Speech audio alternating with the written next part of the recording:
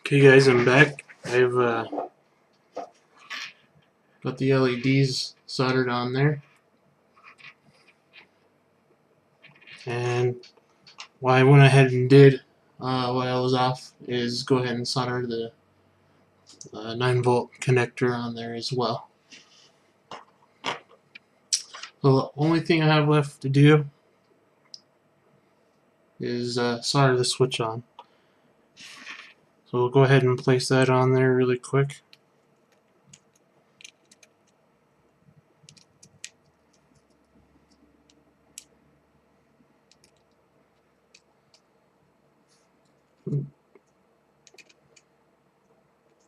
I'll get it on there the right way. Flip that upside down. Once again, anytime you go to solder a new joint after your iron has been sitting there a little bit, just wipe it off with the sponge.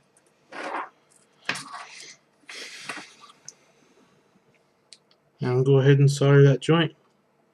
And we should be done after I get that on there.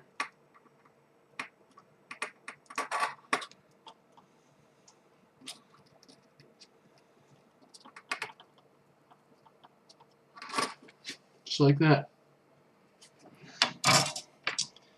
And we are done with the soldering, at least.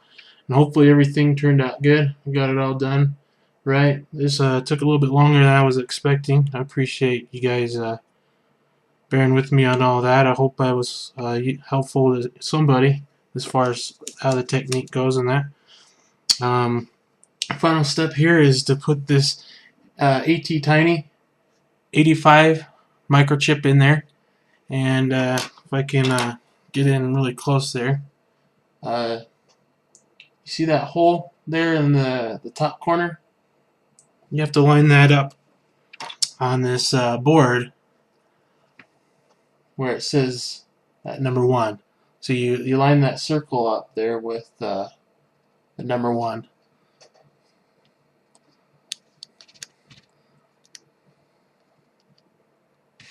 And I'll just bring it down here. And you just push it in. Get it to line up there.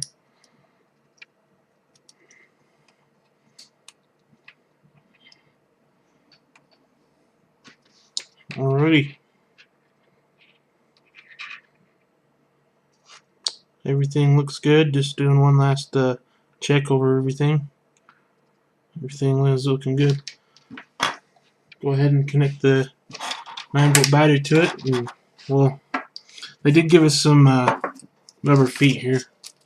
We could put those on. It'd probably be a good idea since once the circuit is open there, or closed, excuse me, there'll be power running through this, so it'd be a good idea to put the feet on it here real quick in just each corner. These are little nice handy things to have.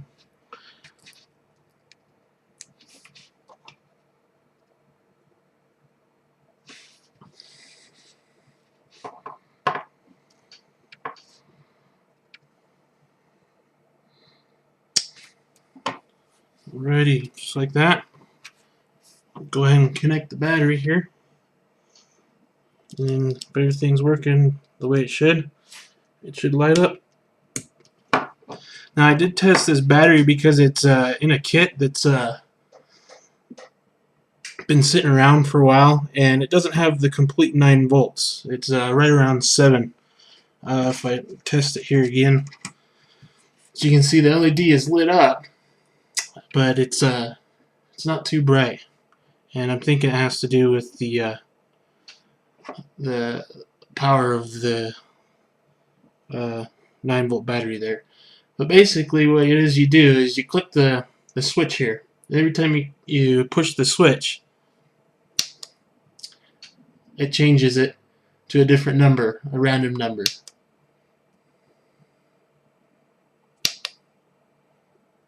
And that time it did 5 twice.